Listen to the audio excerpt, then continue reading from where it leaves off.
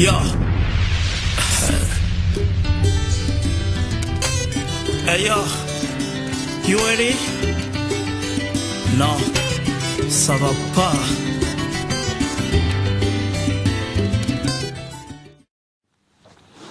Bonjour chers téléspectateurs de NAS4 TV.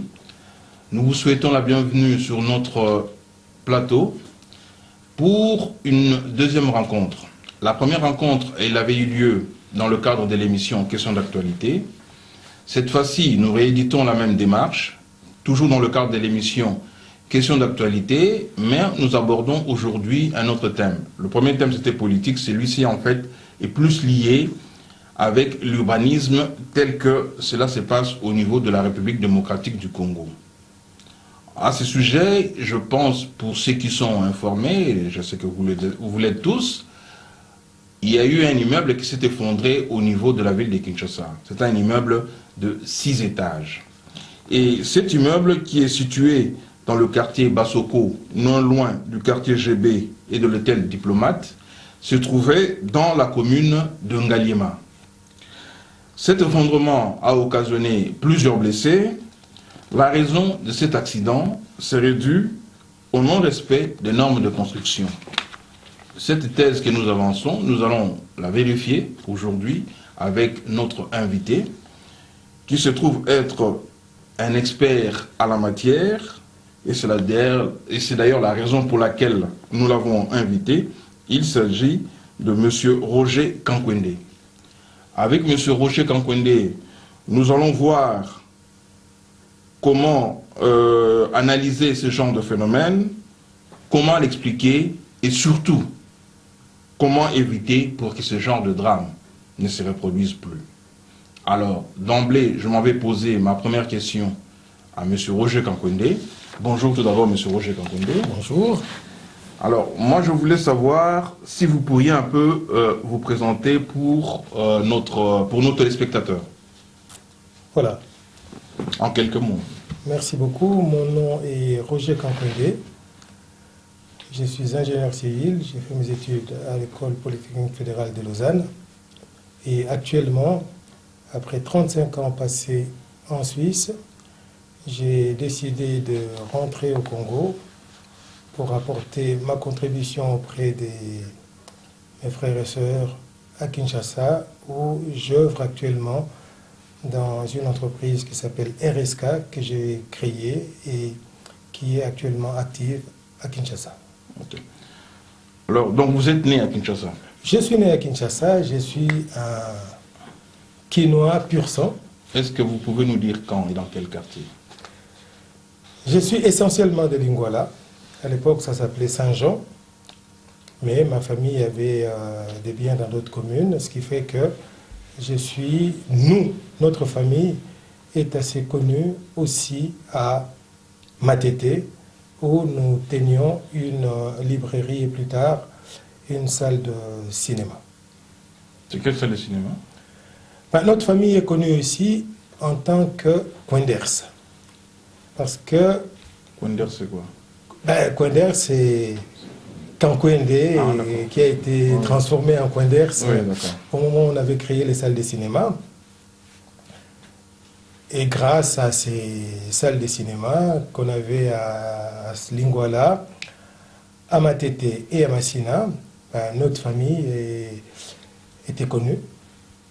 Mais ce n'est pas la partie d'affaires de notre famille qui est pour moi la plus importante. Bien sûr, je suis une fabrication de Kinshasa, mais je suis avant tout une fabrication de ma propre famille. Beaucoup de gens ne le savent pas, mais notre famille a tenu la première librairie de niveau universitaire privé à Kinshasa. C'était à Matete, quartier Tomba 12A. Moi, à titre individuel, je dirais que l'existence de cette activité a conditionné totalement mon devenir. le fait d'avoir été dans les livres assez tôt m'a permis d'être quelqu'un qui commençait à voir autre chose que le quotidien du Quinois ordinaire. Donc on peut affirmer que vous avez eu une enfance heureuse. Mais dans mon cas... À une époque où justement la ville de Kinshasa était présentée comme Kin Label. Dans mon cas, parler d'enfance heureuse, c'est utiliser un terme à la mode. Parce que être enfant, adolescent, à mon époque, dans ces Kinshasa-là, je dirais que j'ai eu une enfance ordinaire. Parce que tous mes amis, tout mon environnement direct avait les minimums social garantis. Donc, on vivait dans une société où, d'une part, il y avait ce que je pourrais appeler la pleine scolarité. Les enfants de toutes les générations, quand ils atteignaient l'âge d'aller à l'école, moi à mon époque il n'y avait pas de maternelle, mais à partir de 6 ans, tout enfant était inscrit dans une école. Et quand on se remet à cette époque-là, je ne me rappelle pas de n'avoir jamais mangé chez un seul de mes camarades. C'est très bien à dire que les parents étaient placés dans une position telle qu'ils pouvaient à la fois jouer leur rôle d'éducateur, d'encadreur, mais aussi de modèle. Mais je voulais juste apporter une petite précision pour vous aider à évoluer dans votre façon de voir les choses. Peut-être que vous apparteniez, vous et vos amis, à la même classe sociale. Non, la notion de la classe... Ce qui fait que quand vous partiez justement chez vos amis, vous trouvez toujours à manger. Non, la notion de la classe sociale, pour nous les Quinois, c'est une notion récente. Parce que les différences sont devenues telles aujourd'hui qu'on peut parler de différence de classe sociale. Mais à mon époque, les gens qui ont mon âge aujourd'hui, qui ont vécu à Kinshasa, se rappelleront qu'on vivait dans une ville où premièrement il n'y avait pas de tribu. Moi, j'ai appris que les Angolais, les Bazombo, étaient des étrangers au début des années 60. Avant, pour nous, les Bazombo, c'était une tribu comme Moulouba, Moussouaïli. Donc, c'est dire qu'on était dans une ville où, pour utiliser un terme à la mode, il y avait une cohésion sociale. Donc, on ne se regardait pas en tant qu'ils ont beaucoup d'argent, ils ont peu d'argent. La fraternité qu'il y avait entre nous était surtout passée au fait que, tenait surtout au fait qu'on vivait dans une société où les écarts n'étaient pas très très importants. Donc tout le monde pouvait assurer à son... On va visiter un ami. S'il mange, il y a à manger à l'africaine. Oui. Donc si la tante va arriver chez vous, il faut qu'elle mange. Donc la maman, elle prépare toujours pour qu'il y ait suffisamment et que les étrangers ou bien les visiteurs qui peuvent arriver trouvent à manger. Et puis, ce qui est encore très important, c'est que nos mamans à l'époque, puisqu'elles n'étaient pas en difficulté d'assumer les tâches et les besoins de leur famille,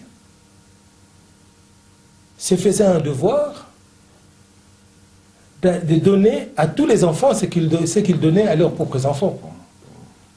Donc on était dans une autre société. On ne peut pas comparer la société quinoise que moi j'ai connue à la société d'aujourd'hui. On parlera peut-être aujourd'hui à la crise économique.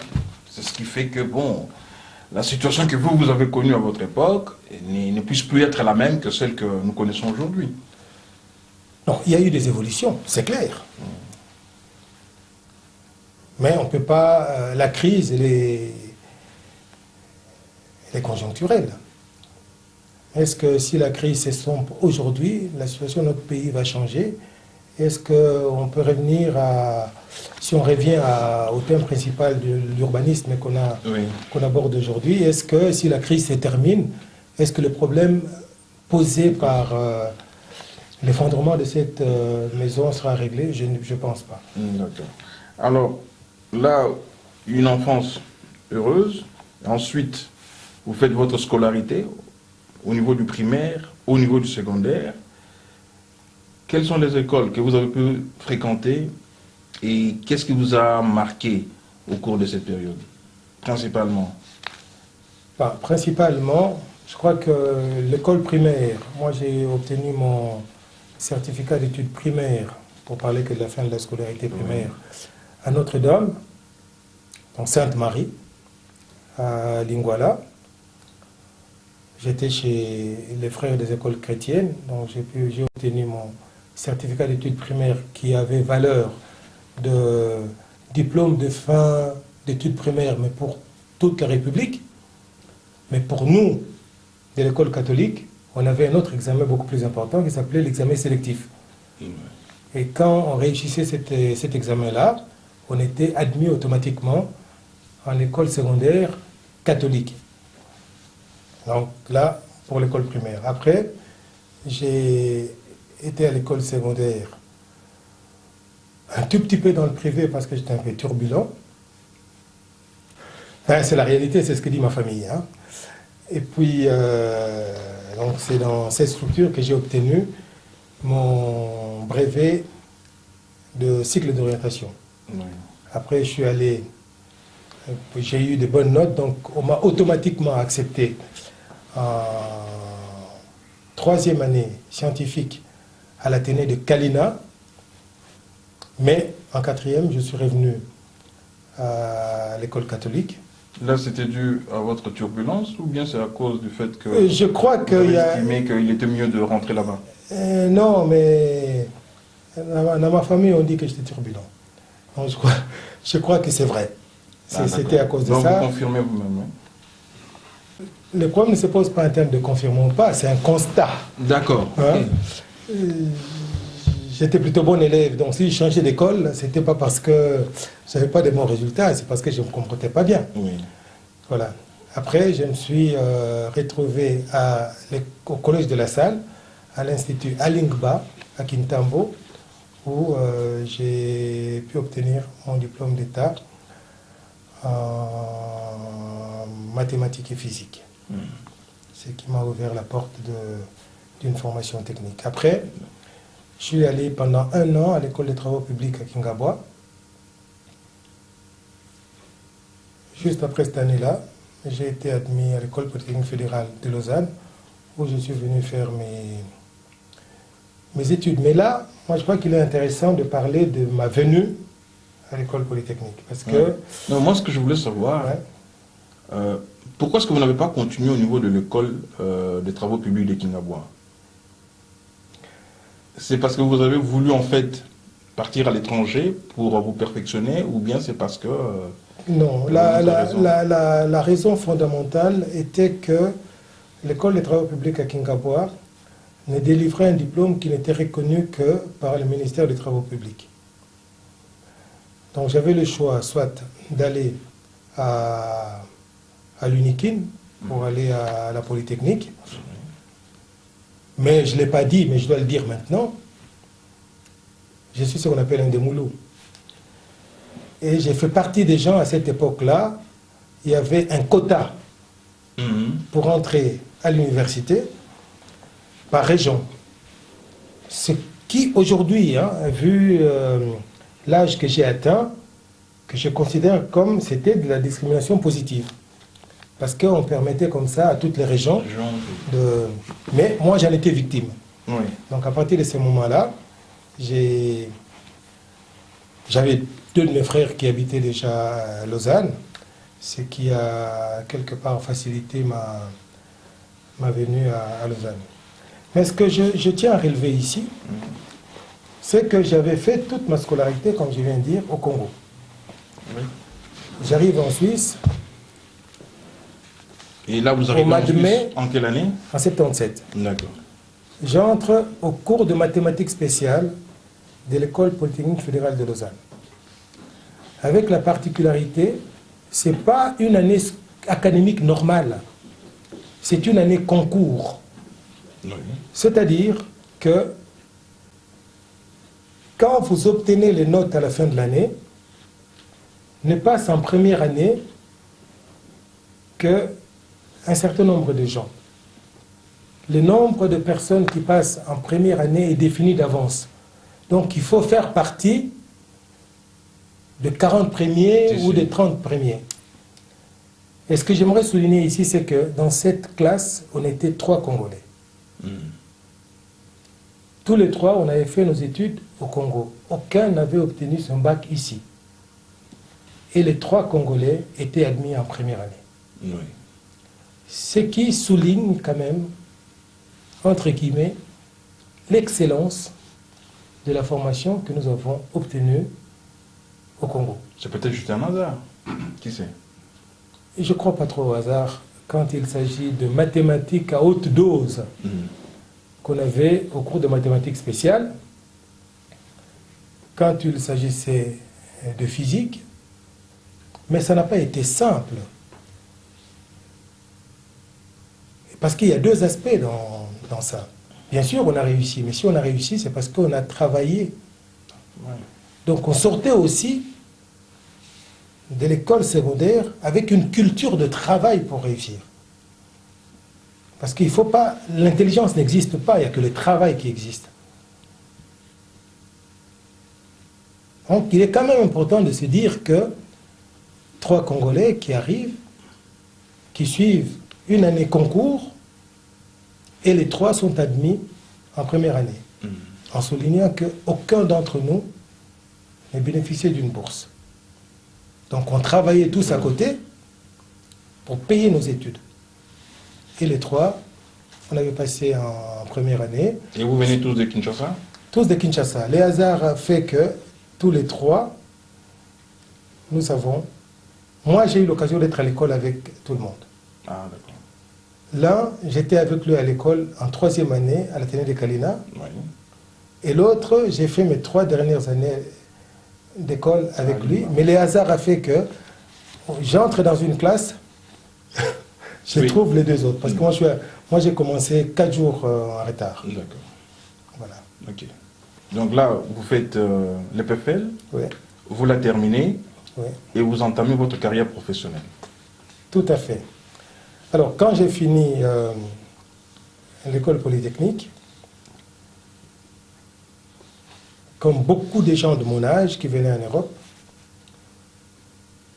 j'ai estimé que mon parcours européen était terminé. Oui.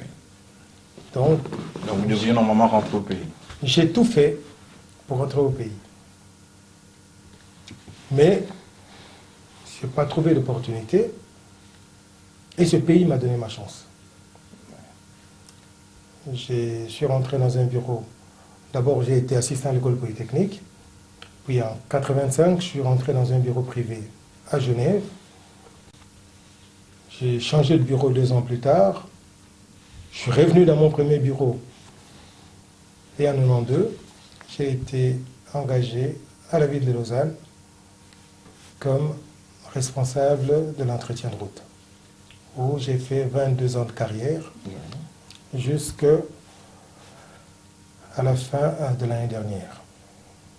Et maintenant, je suis au pays pour essayer de travailler et de réussir. Donc, vous êtes un retraité? Non, je ne suis pas un retraité. Je suis dans une nouvelle carrière. Donc, depuis le mois de janvier, j'ai quitté définitivement la Suisse. Je me suis installé au Congo, à Kinshasa, où j'ai monté ma propre structure, un bureau d'ingénieur, une entreprise de construction, et dans un avenir proche, on va monter une gravière. Okay. Ça se présente bien sur le terrain. Écoutez, le Congo a une particularité. Aujourd'hui, j'ai une trentaine d'employés. Et de tous ces employés, à part l'architecte qui a une formation classique, aucun de mes employés, maçon, charpentier, menuisier, ferrailleur, ajusteur, personne ne sait lire un plan.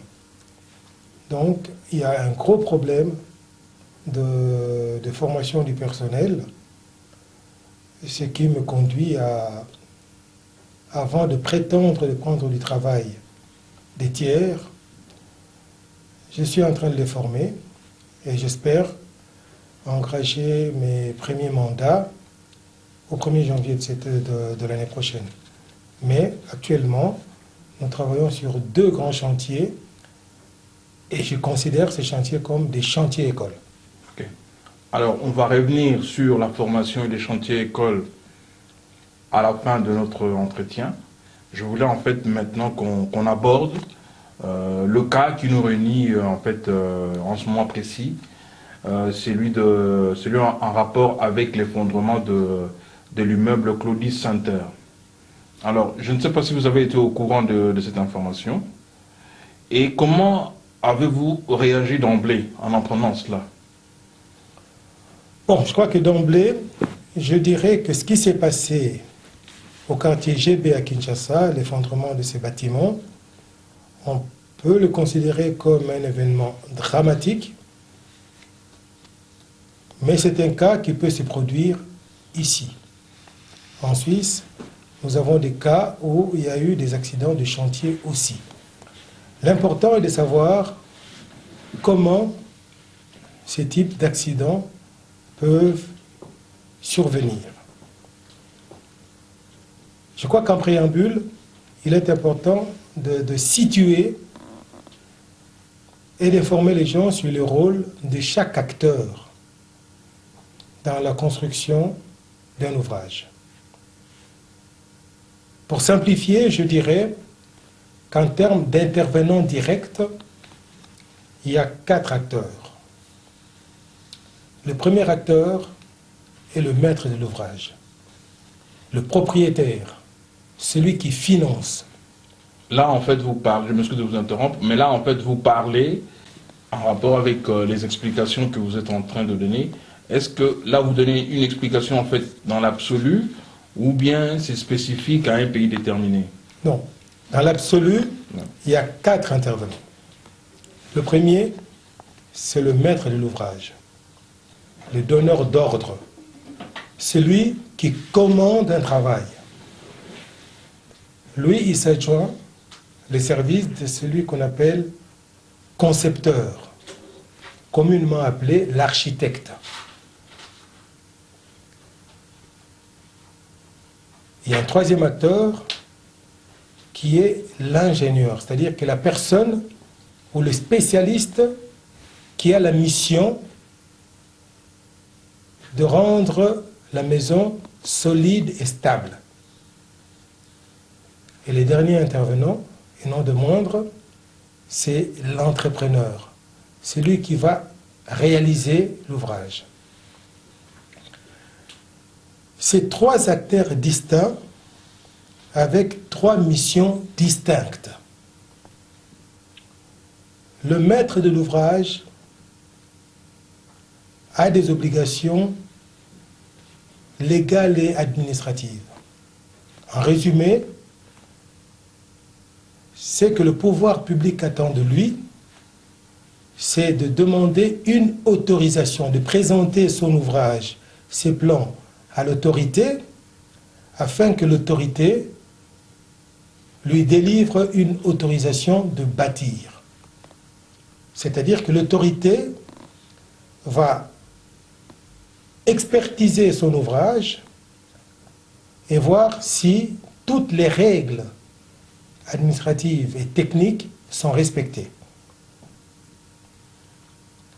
Et une fois qu'il obtient cette autorisation,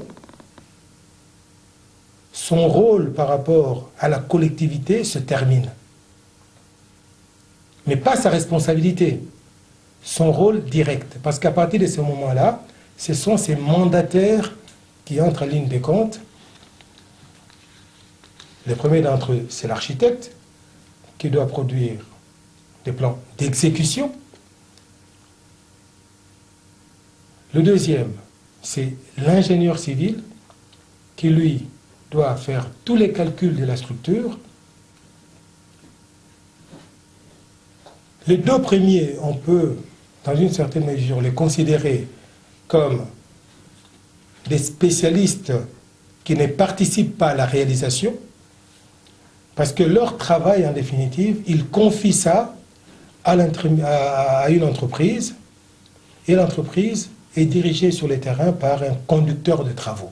Oui, là, en fait, comme vous avez expliqué tout à l'heure, vous êtes dans l'absolu. Mais concrètement, en République démocratique du Congo, parce que je pense que vous êtes mieux fixé pour nous éclairer là-dessus, parce que nous cherchons à savoir qu'est-ce qui a pu bien expliquer, qu'est-ce qui a pu bien causer l'effondrement de l'immeuble que nous déplorons tous. En République démocratique du Congo, vu que vous avez également une entreprise de construction qui est en République démocratique du Congo, ça se passe comment? Est-ce que ces règles-là sont suivies ou bien elles ne sont pas suivies ou bien... Dans l'absolu, oui, les acteurs sont toujours les mêmes, les spécialités sont toujours représentées. okay. On est ici en présence plutôt de pratiques. Il y a des pratiques, parce qu'il ne faut pas considérer non plus que les procédures de la construction de notre pays ne sont pas dans l'ambiance générale de notre pays, ce n'est pas un îlot, la construction. Pour parler de pratiques, j'ai parlé tout à l'heure du maître de l'ouvrage. Et là, vous parlez de pratiques congolaises maintenant. Les pratiques congolaises, au fait, d'où provient ce qu'on pourrait considérer comme des déviances. Le respect des règles, le respect des normes ont un coût. Et puisque nous savons tous que chez nous, conjoncturellement, actuellement, il est plus facile pour un maître de l'ouvrage de trouver un arrangement avec l'administration pour obtenir son permis de construire, ça lui coûtera moins cher de passer par un employé du service du ministère de l'Urbanisme pour obtenir une autorisation de construire. Donc par la corruption, c'est ça? Oui. Il le corrompt et puis il lui délivre l'autorisation de bâtir. On contourne la loi. Oui. Ouais, je ne veux pas utiliser le terme corruption parce qu'on est arrivé à une telle généralité dans cette pratique, pas forcément au ministère de l'Urbanisme, que on est dans des pratiques déviationnistes qui font que on obtient un document en bonne et due forme, mais ce document-là ne remplit pas toutes les conditions requises. Donc, on est en présence de semblants de légalité, mais qui en définitive ne l'est pas. Et en agissant comme ça, en définitive, le maître de l'ouvrage obtient un document qui lui donne l'illusion qu'il est quitte par rapport à l'administration. Et vous qui connaissez justement ce qu'il faut faire, mais étant donné que vous évoluez dans un environnement où il y a ces pratiques que vous avez qualifiées de pratiques déviantes, vous faites comment? Vous appliquez aussi les mêmes pratiques? Moi, je suis rentré au Congo. Oui. J'ai dit au départ, c'est pour apporter une contribution. Je n'ai pas dit que je suis rentré au Congo pour perdre mon âme. faire les choses correctement dans notre pays, c'est possible. Nous ne sommes pas plus médiocres que les autres. Mais on n'y arrivera pas si on ne commence pas. À titre personnel, je ne vois pas comment nous, dans RSK, on pourrait construire un bâtiment Et qui va s'écrouler après. qui va s'écrouler dans ces conditions-là. Parce que moi, j'ai la particularité d'avoir pratiquement deux familles. Il y a la famille qui m'a généré, et puis il y a une autre famille qui m'a élevé comme ingénieur. Donc j'ai des devoirs par rapport au Congo, mais j'ai aussi des devoirs par rapport à la Suisse, qui m'a donné toute ma chance. En rentrant au Congo aujourd'hui, si je fais très bien mon travail et que je valorise notre métier, j'apporterai quelque chose à mon pays, le Congo, mais je valoriserai en même temps la bienfacture suisse, la qualité suisse. Donc c'est un devoir. Moi je ne suis pas rentré au Congo juste pour dire ben, je rentre au Congo, j'ai fait comme tout le monde, c'est pas très compliqué quoi. Mais je rentre au Congo avec une obligation des résultats.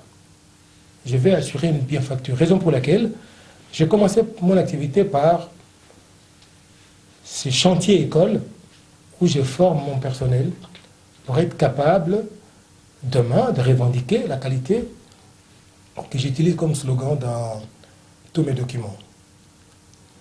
Donc faire la même chose au Congo, ce n'est pas très compliqué, mais ce qui est important de dire, c'est que ce n'est pas moins coûteux. Il est clair qu'aujourd'hui, dans notre pays, si tout le monde respecte les règles, les ouvrages coûteraient moins cher au maître de l'ouvrage. Mais pourquoi ils ne le font pas, justement? Par méconnaissance. Il y a une très grande différence entre ne pas vouloir et ne pas connaître. Beaucoup de maîtres d'ouvrage aujourd'hui se comportent à la fois comme architectes, ingénieurs, même conducteurs de travaux. Mais ça, c'est parce que l'argent est devenu roi chez nous. Mais l'argent est roi partout. Non, l'argent n'est pas roi partout. Et nous, dans notre pays, vu notre situation véritable, nous n'avons pas le temps de nous offrir le luxe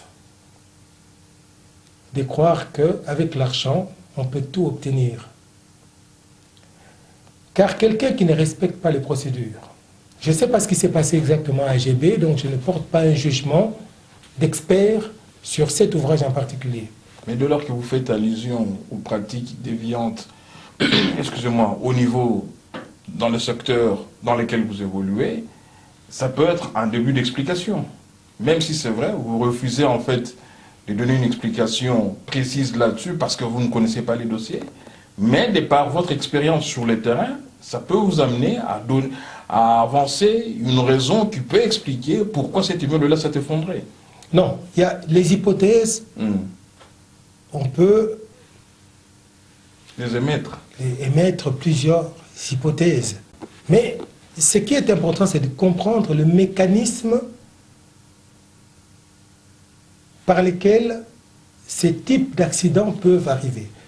Si on regarde ce bâtiment, par rapport à ce qu'on voit, on voit qu'il y a 4 niveaux qui sont finis. Oui. Alors, il y a une première question. Est-ce que ce bâtiment était fini et que le maître d'ouvrage a décidé après coup d'élever 2 étages supplémentaires? Si oui, on se pose la deuxième question. Est-ce que les fondations de ce bâtiment ont été calculées pour supporter 2 étages supplémentaires? Si on dit oui, alors on va chercher une autre solution, une autre explication. Oui. Peut-être que les alignements n'étaient pas respectés. Je vous ai dit tout à l'heure que plus on monte, plus on s'éloigne de la terre, plus un bâtiment est dangereux. Parce qu'avec un défaut d'alignement, un bâtiment peut s'écrouler. Parce que la transmission de charge, au bout d'un certain moment, si vous connaissez la tour de Pise, hein, donc là, on n'est qu'au niveau des hypothèses. J'ai entendu dire, ouais, les colonnes avaient des barres de 8. Moi, je crois que... Les colonnes de barres de 8, vous qui êtes du domaine, bon, nous ne sommes pas du domaine, c'est en fait quoi les colonnes? Non, les colonnes, c'est qu'au Congo, nous avons l'habitude de construire nos bâtiments avec comme une structure mixte entre les briques qui sont les éléments qui sont liés par du ciment, hein, par du mortier, et puis aux angles et à plusieurs on pose des colonnes. Alors ce type de structure travaille différemment que des structures où on n'a que des colonnes. Quand toutes les transmissions des efforts ne se font qu'à travers des colonnes, ces colonnes-là prennent des charges qui sont très importantes. Et puis, il y a une concentration des charges en bas de la colonne. Donc, on doit réaliser ce qu'on appelle une semelle isolée pour transmettre la charge au sol. Parce que dans ce métier, ce n'est pas compliqué, quoi. Vous avez une charge qui doit passer les efforts au sol. Si le sol n'est pas préparé, ben, vous aurez des tassements. C'est-à-dire que ça va se compacter de manière différenciée. C'est pour ça que vous pouvez avoir des fissures plus ou moins grandes dans un bâtiment. Mais pour la plupart des bâtiments qu'on construit chez nous, les colonnes ne servent qu'à stabiliser l'ensemble. Donc ce ne sont pas les éléments qui transmettent 100% de charge. Ça ne transmet qu'une petite partie de charge. Mais par contre, en liant les colonnes et les dalles, on crée une structure qui est plus ou moins liée, plus ou moins rigide. Oui. Parce que la maçonnerie en briques, en fait, qui est liée que par du mortier, en fait, dans l'ensemble, pour une structure, ben, c'est pas très stable. Ok. Voilà. Mais à cet allure, vous ne craignez pas, quand en fait on enregistre des immeubles, étant donné que les pratiques sont déviantes, qu'on enregistre des immeubles qui vont commencer à s'effondrer les uns après les autres. Il y a ce risque-là, non? Le risque est réel. Moi, je vous dirais même que le risque est tellement réel que je serais, moi, le propriétaire des 2 maisons voisines. Je les diligenterai tout de suite une expertise, parce que l'onde de choc subie par les 2 bâtiments adjacents est tellement importante que ces bâtiments doivent être expertisés pour garantir l'état de service. Oui. Alors si je vous comprends bien, on doit en fait arrêter les constructions. Arrêter les constructions, oui. C'est comme si vous dites la ville de Kinshasa ou le Congo doit s'arrêter de vivre. Le problème ne se pose pas en ces termes-là. Le problème se pose, est-ce qu'il ne faut pas profiter de cet accident malheureux pour commencer à se poser les véritables questions? Et moi, je crois que l'une des premières questions est de savoir, est-ce que les gens qui ont la mission de diriger les travaux ont qualité pour le faire? Mais vous pouvez répondre à cette question, à partir du moment où vous êtes sur le terrain. Non, je dis que non, parce que tout le monde au Congo aujourd'hui est appelé ingénieur. Je vous rappelle que c'est une fonction qui n'est pas protégée. Donc, un maçon... Il est appelé ingénieur aussi. Ah ben s'il a beaucoup construit, quand tout le monde l'appelle ingénieur, il ne dit pas non. Et quelle est la pratique courante aussi chez nous? Je viens pour visiter chez vous à la maison, vous avez une belle maison, tout ça. Je vous dis, mais qui a construit ça? Ah, petit nanga moko boye. Ah, petit on a ma casse moyen. Personne ne s'interroge, est-ce que ce fameux petit, est-ce qu'il est architecte? Est-ce qu'il est ingénieur? Personne ne pose de questions. Les seules références, ah, ton gars n'est pas à Kofi. Attends. Donc, on est dans une situation où, si moi, j'avais autorité pour prendre les premières décisions, c'est de dire, il faut commencer par créer un registre national des ingénieurs et des architectes. Première décision importante, mais ce n'est pas au gouvernement de le faire. C'est à qui de le faire? À la corporation. Si on veut passer par le gouvernement, on rend un mauvais service à la corporation. Parce que le gouvernement, c'est un partenaire.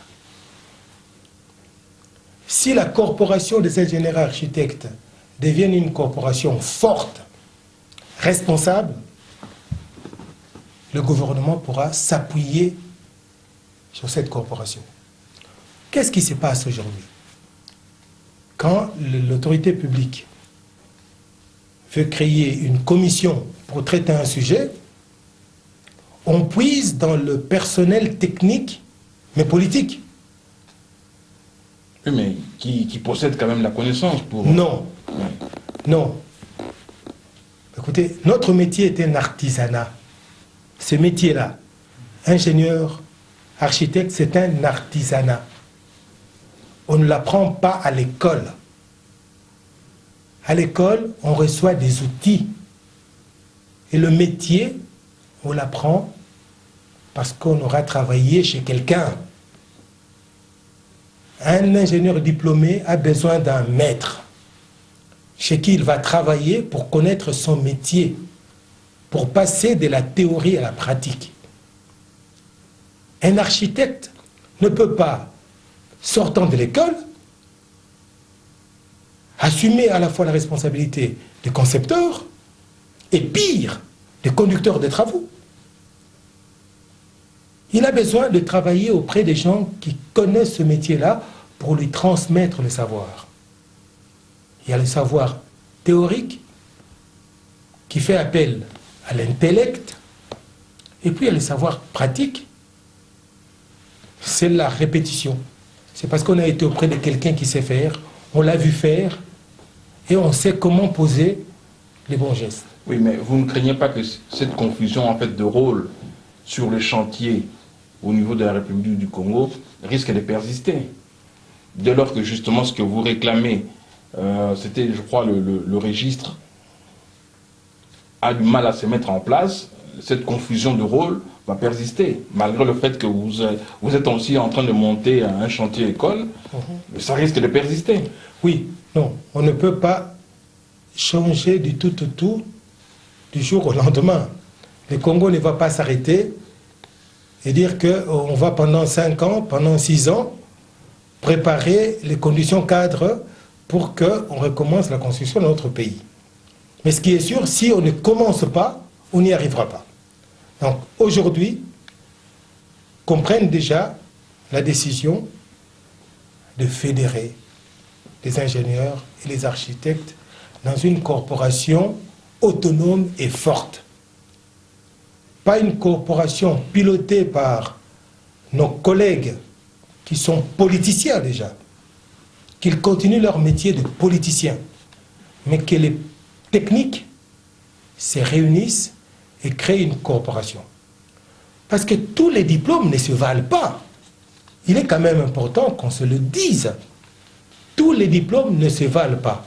Et si on crée un registre national des ingénieurs et des architectes, on saura tel ingénieur est sorti de telle école. On va contrôler qu'il est sorti de cette école-là. Il est sorti il est de telle promotion. Déjà ça, c'est déjà une première chose. Quelque part, protéger ces titres-là. Que les gens ne viennent pas dire qu'ils sont architectes s'ils sont ingénieurs. Et qu'ils ne se disent pas ingénieurs s'ils sont architectes. Et ça, à mon sens, ça sera le début de quelque chose. La deuxième chose, c'est... Est-ce que vous sentez qu'il y a ces soucis-là au niveau de la corporation? Qu'il y ait une démarche qui puisse en fait être amorcée dans ce sens-là? au niveau de la corporation?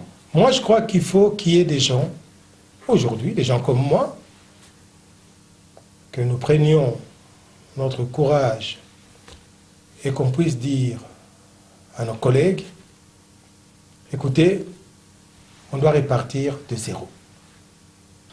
Ce qui est arrivé au quartier GB, nous, en tant que corporation, je ne dis pas individuellement, mais en tant que corporation, nous avons une responsabilité. Parce que nous ne faisons rien pour protéger notre métier, nous ne faisons rien pour protéger notre spécialité. Après enquête, on verra peut-être que celui qui était conducteur des travaux là-bas, c'était tout simplement un maçon. Quelqu'un qui n'avait pas de compétences pour lire, je ne sais pas. Je ne sais pas, je dis après enquête. Mais ce qui est important aujourd'hui, c'est d'abord que tout le monde puisse montrer patte blanche. Qu'on puisse savoir qui est ingénieur, qui ne l'est pas.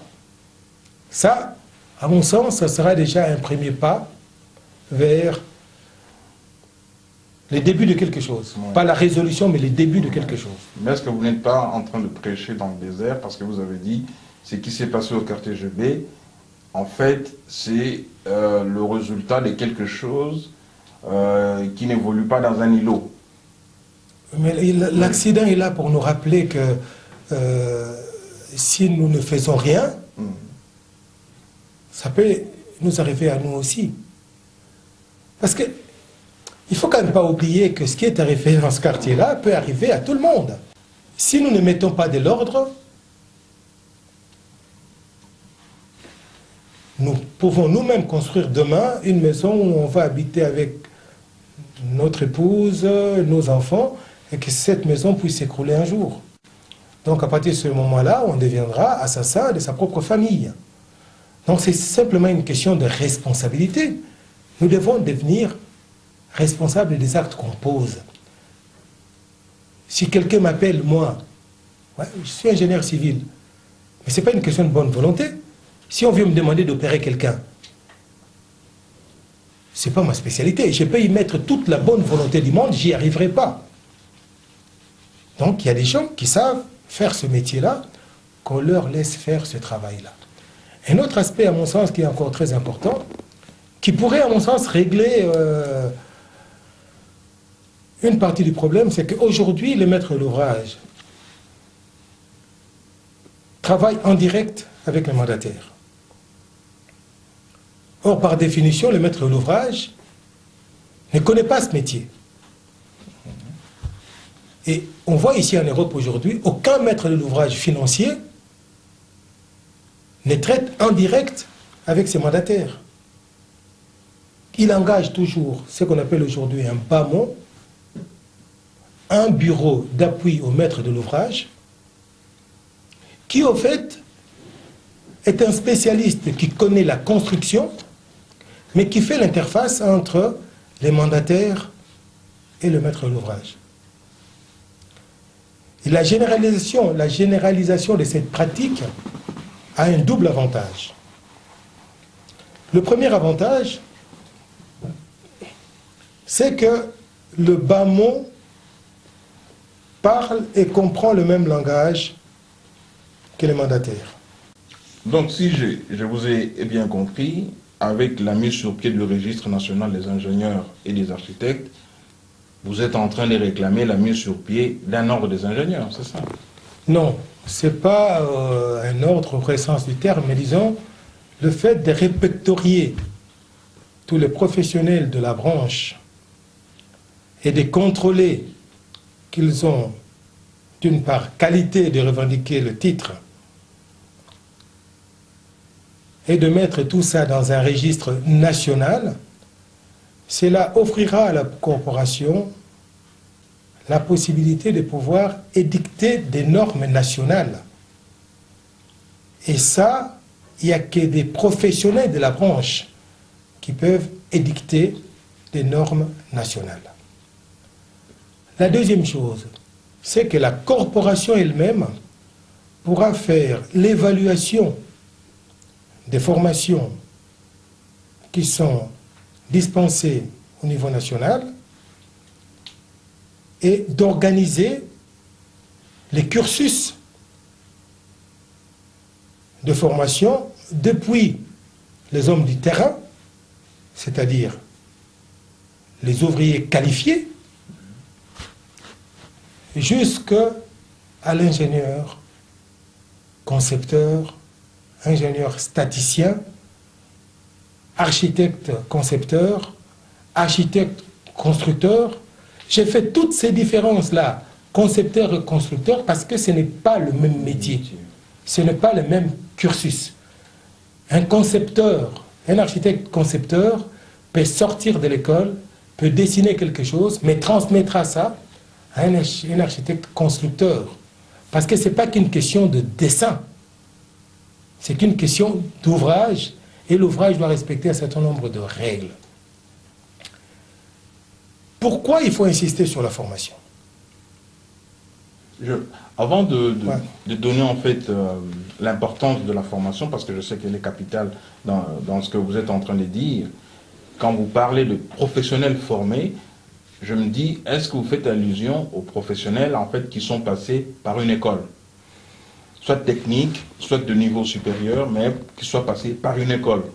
Il faut que ce soit d'une part un diplôme qui est reconnu au niveau national, mais c'est aussi un piège en agissant de cette manière-là. Il y a aujourd'hui un certain nombre d'entrepreneurs qui travaillent depuis de très longues années, qui ont acquis une pratique de terrain. On ne peut pas leur dire du jour au lendemain, on vous écarte de cette profession.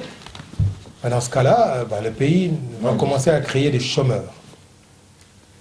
La corporation pourra, à partir de ce moment-là, concevoir de formations pour permettre à ces professionnels d'acquérir un certain nombre d'outils techniques pouvant leur permettre d'acquérir de compétences qu'ils manquent. Donc là, vous ne parlez pas de la validation des acquis, non? Et pour valider les acquis, il faut les juger. Pour les juger, il faut créer un cadre. Pour créer un cadre, il faut qu'il y ait des gens qui doivent le faire. Et plus que la corporation des spécialistes, ça ne peut pas être une décision de l'État. Puisque le gouvernement peut prendre la décision de valider des formations, des acquis, mais doit s'appuyer sur une corporation. Le gouvernement n'est pas capable de faire ce travail-là, donc la corporation, elle est essentielle pour permettre au pouvoir public de jouer son rôle.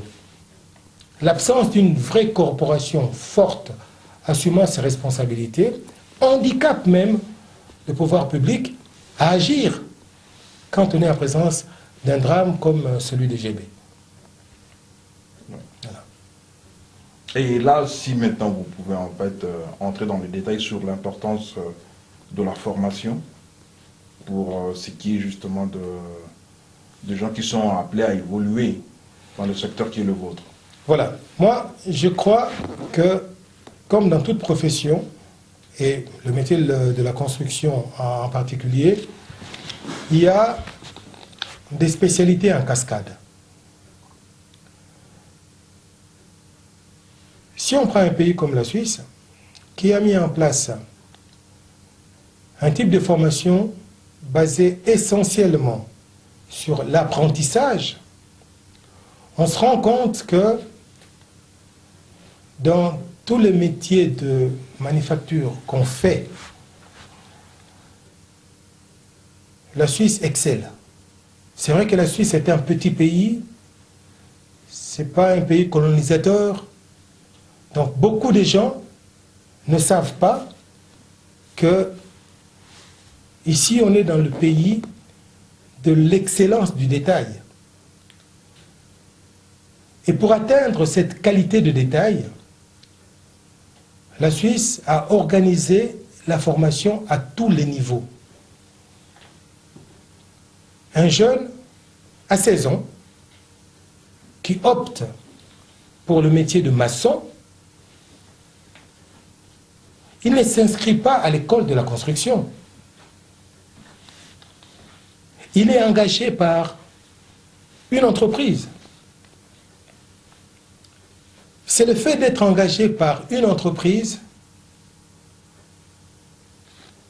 qu'il a la porte d'entrée de l'école d'apprentissage. Car le but est d'apprendre le métier.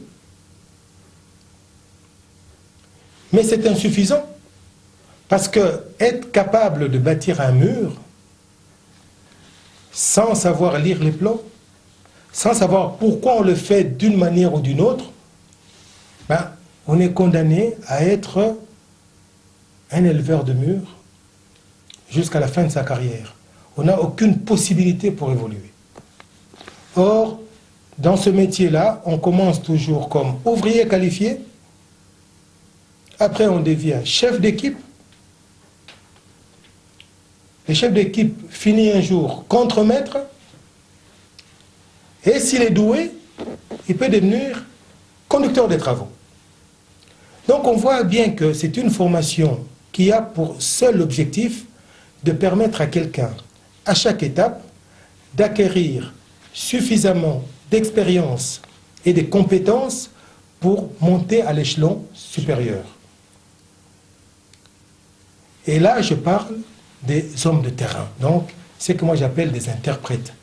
Les gens qui reçoivent le plan d'architecte, qui savent le lire et bien les interpréter, et qui reçoivent un plan d'ingénieur, qui savent le lire et bien l'interpréter.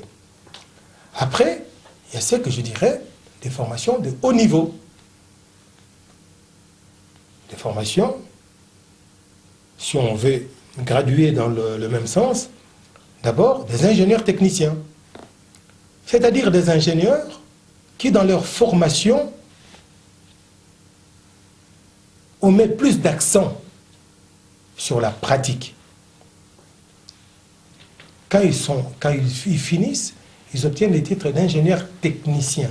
Pourquoi ingénieur technicien? Parce que leur formation est orientée terrain. Après, on a les ingénieurs. En Suisse, on a d'abord les ingénieurs de hautes études spécialisées, qui a une formation qui est plus proche du terrain aussi. Et enfin, des ingénieurs qui peuvent être chercheurs, donc qui sont formés dans les écoles polytechniques ou dans les facultés polytechniques. Donc, toute cette formation doit être pensée et il faut qu'on engage ces réformes qui sont indispensables à la régularisation, à la régulation, par exemple, à la régulation du marché dans les processus de construction chez nous. Oui, quand vous dites que ces formations seraient être pensées par qui? Par le pouvoir public ou alors par la corporation? Le pouvoir public ne viendra qu'en appui. D'accord. C'est la corporation. Si on a une corporation forte des ingénieurs et architectes, ces gens seront tellement jaloux de leur corporation qu'ils prendront en charge avec responsabilité la montée en puissance de cette corporation. Aujourd'hui, les ingénieurs et les architectes congolais, écoute, ils sont là, ils sont appuyés par rien du tout. Donc, on est dans une situation, c'est le drame de GB. Moi, je considère que c'est en même temps aussi une chance. Et si on l'exploite bien, ben, on pourrait se sortir d'une situation qui, à mon sens, est dangereuse. D'accord. Je pense que c'est sur cette note où, en fait, on voit clairement, en fait, comment le problème s'est posé, quelles sont les solutions qui peuvent être apportées, qui peuvent nous aider à terminer notre entretien de ce jour. Mais avant de terminer l'entretien, je demanderai à notre invité du jour de savoir s'il a un mot à ajouter. Écoutez, la seule chose que je pourrais dire, c'est que, et là je dis à tous mes compatriotes congolais, il faut qu'on fasse un très grand effort pour quelque part faire démentir la théorie selon laquelle un Congolais pris individuellement est très intelligent et quand on les associe à plusieurs, ils deviennent tous idiots. Nous ne sommes pas plus bêtes que les autres. Certes, nous n'avons rien fait pour avoir un si beau pays, un pays avec autant de richesses. Mais tout le reste, c'est nous qui devons le faire. Et pour y arriver, nous devons absolument apprendre à nous parler et arrêter de nous invectiver. Si nous apprenons à nous parler, nous saurons que des solutions, de quelque nature que ce soit, nous serons capables de les trouver, mais tous ensemble. Aucun Congolais n'est plus important qu'un autre. Mais si nous ne reconnaissons à personne le droit de nous aider à avancer, eh bien, nous allons continuer à vivre dans des conditions parfois difficiles et la route vers l'émergence risque d'être longue. Mais je suis quelqu'un d'optimiste et je suis sûr qu'on y arrivera. Et merci beaucoup pour m'avoir donné cette opportunité de partager ces moments avec vous. Monsieur Roger Kankwende, vous êtes notre deuxième invité sur ce plateau de NASFOR TV. Et je voulais justement avoir vos impressions sur comment vous avez apprécié cette invitation et comment, quelle est votre opinion sur ces Web TV qui vient de commencer. Moi, je crois que la première des choses que je peux dire, c'est que on est à Lausanne, hein, on est en Suisse, et que c'est quand même une ville qui m'a façonné parce que j'y ai vécu 35 ans. C'est certes une télévision congolaise, mais je suis très à l'aise ici parce que c'est une discussion qui s'est réalisée en fonction des règles d'ici. On ne s'est pas battu, vous n'avez pas cherché à maculer. C'était vraiment, le but était que je puisse apporter mon éclairage par rapport à une situation bien déterminée. Et je crois que notre pays a besoin de ça, a besoin de débats non passionnés, des débats qui permettent à notre population de se cultiver afin de construire ensemble un monde meilleur. Donc pour moi, NASFOR TV fait à la fois honneur au Congo, mais aussi à son pays d'accueil, la Suisse, parce que il y a quelque part une recherche de ce qu'on appelle ici la bienfacture, que les choses soient bien faites, les soucis du détail. Le but n'est pas de rechercher les faits, le scandale, la polémique, mais c'est plutôt pour permettre à la population d'élever son niveau culturel, son niveau de compréhension de la chose publique. Donc je dis bravo et merci pour cette opportunité. Et c'est à nous de vous remercier d'avoir bien voulu répondre à notre invitation, d'avoir pu apporter l'éclairage nécessaire pour comprendre ce qui s'est passé dans le quartier GB, et que si on ne fait pas attention, cela risque encore de se reproduire. Vous nous avez également donné des pistes et des solutions pour enrayer cette démarche qui a commencé et qui risque de persister et de nuire sensiblement aux familles congolaises. Donc c'est un appel qui est lancé aux ingénieurs, aux architectes congolais, de se réveiller, d'avoir un sursaut pour protéger justement leur profession. C'est sur cette note d'appel que j'ai adressée à cette corporation que nous terminons la deuxième édition de Questions d'actualité et nous vous fixons rendez-vous pour l'édition numéro 3. Ceci dit, je vous remercie.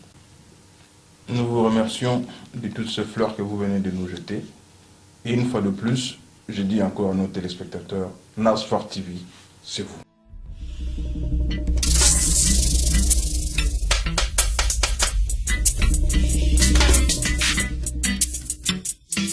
Yo.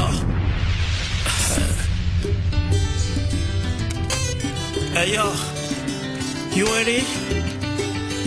Non, ça va pas.